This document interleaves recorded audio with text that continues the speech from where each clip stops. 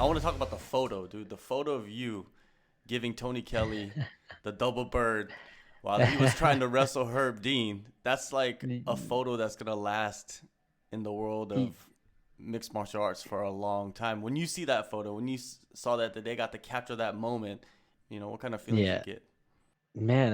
Honestly, like it's cool. It's super cool to me. I love it. It's an awesome moment for me because, man, that was a lot of emotion, man. That was a lot of like raw emotion of me just wanting to just fuck that guy up, man. Because I don't like that guy.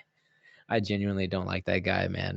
Not even just because of like the comments he said, but like just stuff leading up, and I just heard a lot of stuff about him, and and it's a different thing whenever I'm like going through the hallways and like in the UC stuff, like the UC staff is telling me to fuck him up. Like that was the first guy I've had to be like, fuck that guy up, beat the shit out. And like and then there's so many thank yous after that me whooping him, like because everybody's like, man, thank you, man, fuck.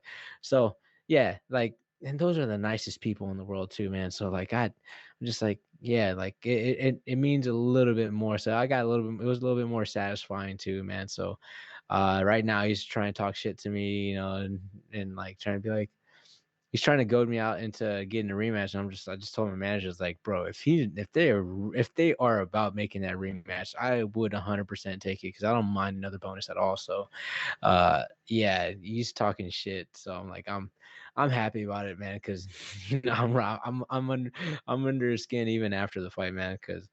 Yeah, he was just talking mad shit. He talked shit at the ceremonial weigh-ins. He took shit like right after we were backstage, and he got mad when I told him I was gonna knock him out. He walked off and all that stuff. And then even during the fight, like he was starting to talk shit.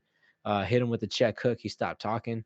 Uh, and so he's like, and then I stopped him, and then even then afterwards, now he's saying he's still talking, but I'm like, bro, like like, of course you're still talking. I took your money. I KO'd you, and now you're a meme. Like, so of course you're gonna talk. You're pissed off. You Yeah, that's the gamble you take in this sport, right? If you talk Oh mad yeah, shit and you go out there and get knocked out or submitted or finished somehow, some way, you do become a meme. You do become yeah. uh the internet is unforgivable, right? Oh yeah. But here's also the thing too is that he's like I get it. Like, man, I get it. I get it. Like, man, because there's a possibility one day of me becoming a meme, but like, man, like for me, I'd take it and roll with it. Like someone like Tyron Woodley fucking took it, he rolled with it. This guy's just getting so pissed off, man. Like he's getting so pissed off, and like everybody's just doubling down on it and just be like, oh, like, they really see that it pisses you off, and then they just they're really gonna poke and prod at you. So, you just gotta know when to roll with it and all that stuff. But he's just like over the top right now. So he's like he sent me a long DM, and then next thing you know, he just starts talking shit out of nowhere. It's on comments. I'm like, oh, okay, whatever, bro. It is what it is. You did your job, man. You went in there, you performed well, you got paid. Afterwards, it's just Oh yeah. love, you know what I mean? Your family, that's all you got to worry about. Oh yeah. No, man. I'm telling you, I look at that stuff. I laugh about that stuff, man. Because I get to like, man, look. Right after that fight, I got to go hold my son. And that was the most amazing feeling in the world, just being able to go over there and just hold him, hug him, just be with my family, man. That to me was the best part about it. I was on cloud nine, man, because my son was there at the fights, and my girl was there at the fights. Like my mom was there at the fights. Like my family bought tickets. Like friends and family bought tickets. They were there, like they're in droves, man. So yeah, oh man, that moment to me was just amazing because I haven't had that since 2019, man. I hadn't had that since 2019, and like I would have thought like I'm in the UFC, I would have had that by now, but took me like just underneath 2 years to finally get a fight in front of a crowd, and man, like fight in front of a crowd in the biggest promotion in the world in the UFC. So to me, man, I'm blessed, man, because I got to walk out, head high, go to my son, hold him, go to my family, just hug him and hold him. I'm blessed. Yeah, I love that you're soaking it in, man, and living in the moment. Because when I think about the first time I interviewed you, it was like before the Contender Series in early 2020, like before the summer of Yeah. 2020. It was almost like 2 years ago at this time, and you were just like a hungry young guy, like trying to make his Yeah. mark, and now you're just everywhere. How does it feel like when you sit back and think about where you were during the summer of 2020 to now, just 2 years later? What runs through your mind? Man, honestly, I still can't believe that I'm actually here. Like it's still weird. Like uh I look back and I never forget that hunger because I always think back of like how it was just even getting to that position. I worked my ass off just to get to that position, and I realized when I got to that position, I had to work harder to get into the position I am today. And right now, I'm noticing that it's gonna take a lot harder work to be where I want to be. So, yeah, man, it's a constant reminder to me to be like, nah, you have to work harder.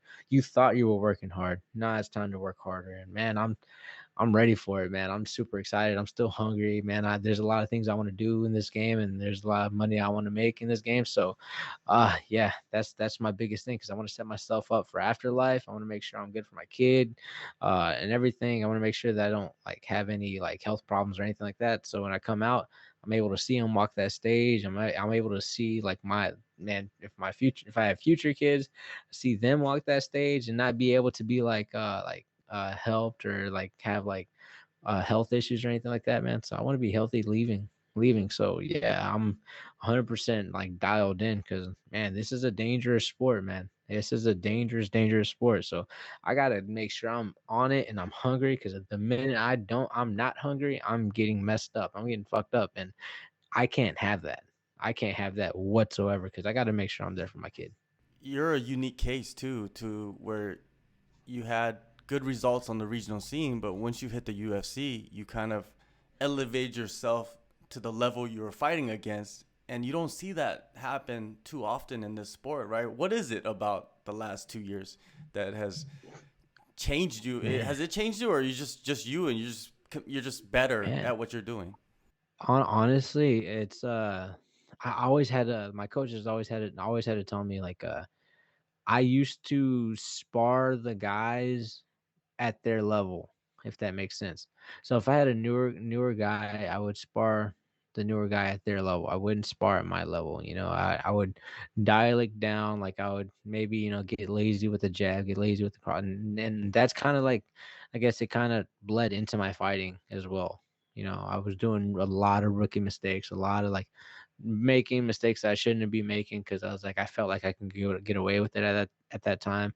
Also, it was a mental thing where like I wasn't really doing it for myself. I was doing it for everybody else and not for myself. And you know, it like I had to get myself right. So once I got myself right and like everything started firing off on all cylinders, man, I was just like, nah, like I'm going and shoot, the results speak for itself.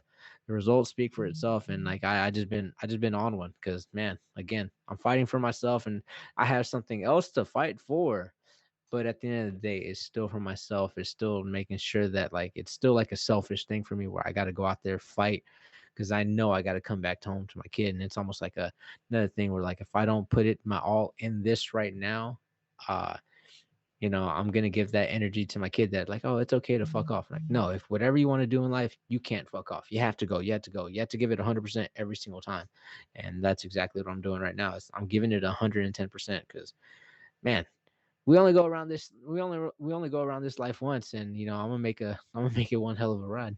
And fighting is all about showing up during like pivotal moments, right? That's gonna propel you in this game. You see it all the time, especially in like post-fight interviews, and just winning in high pressure situations. And that's what you did. Do you feel like you took full advantage of all the opportunities that UFC Austin gave you?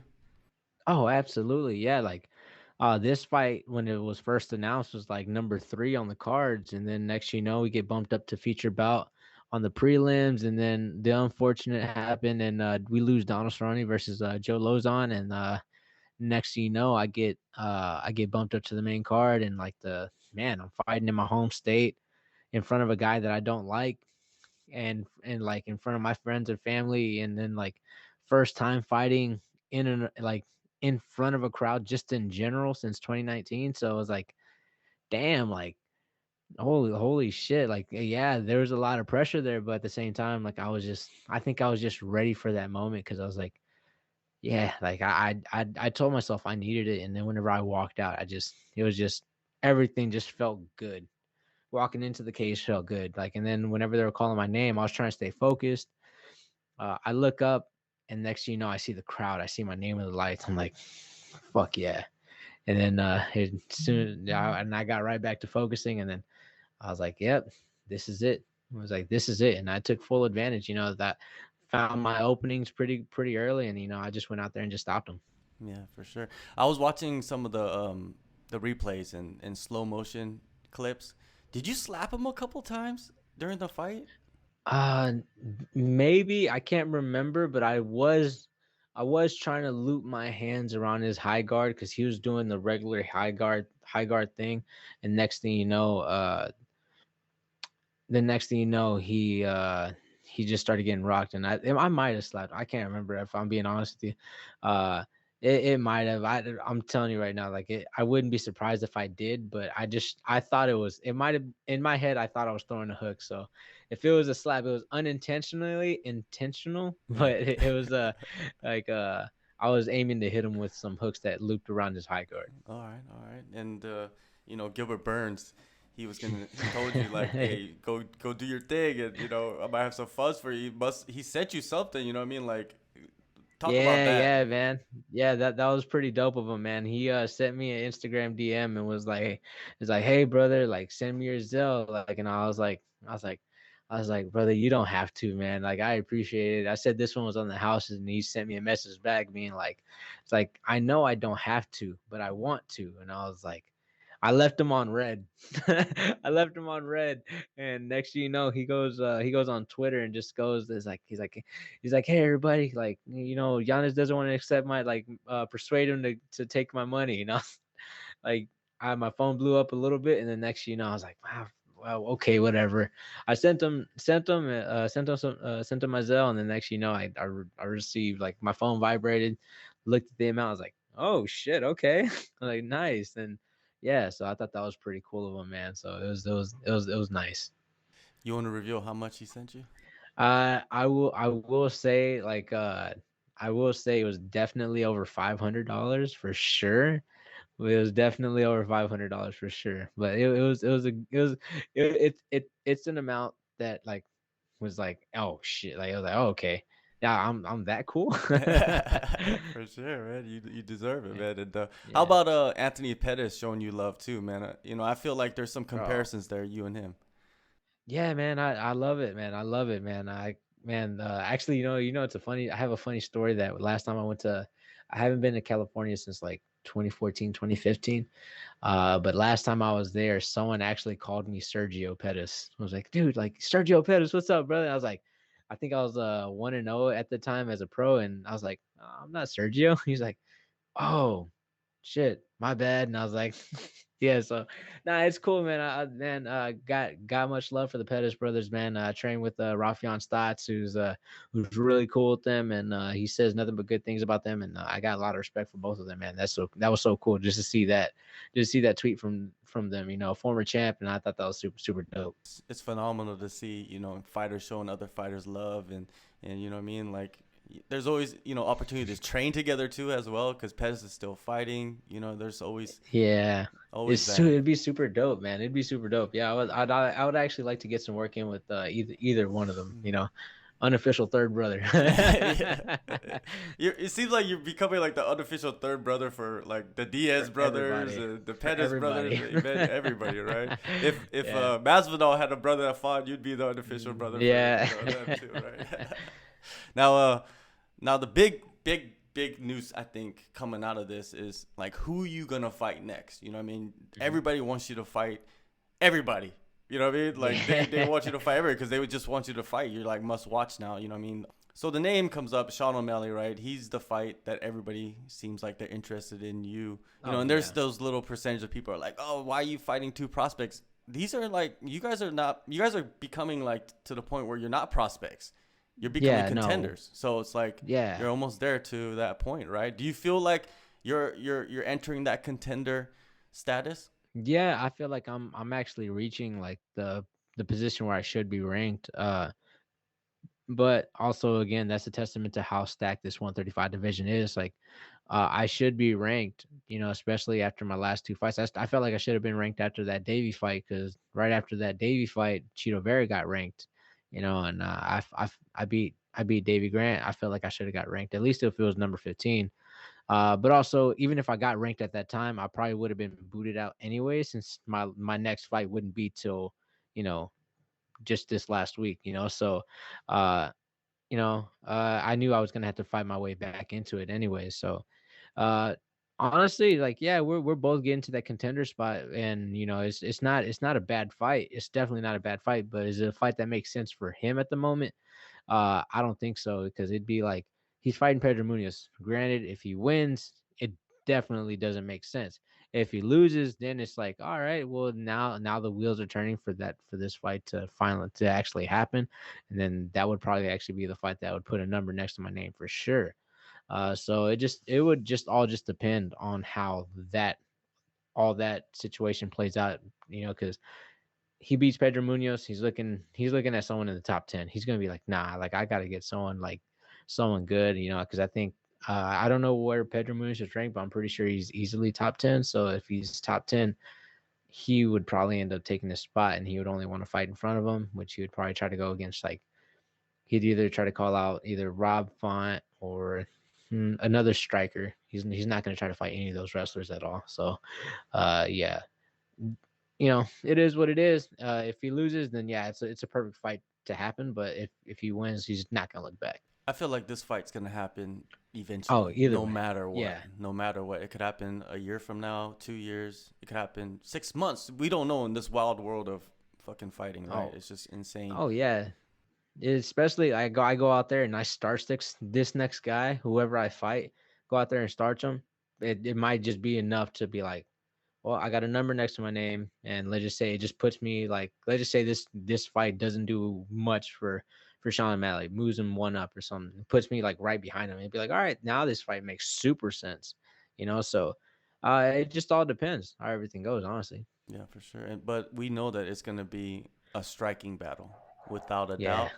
And when you look yeah. at No, his I'm not shooting. striking, yeah, yeah, for sure. He's not shooting either, most likely. When you like look at his style of striking, it is unique, just like yours. Yours is unique as well. But assessing it, like the basics of him, O'Malley, what do you see?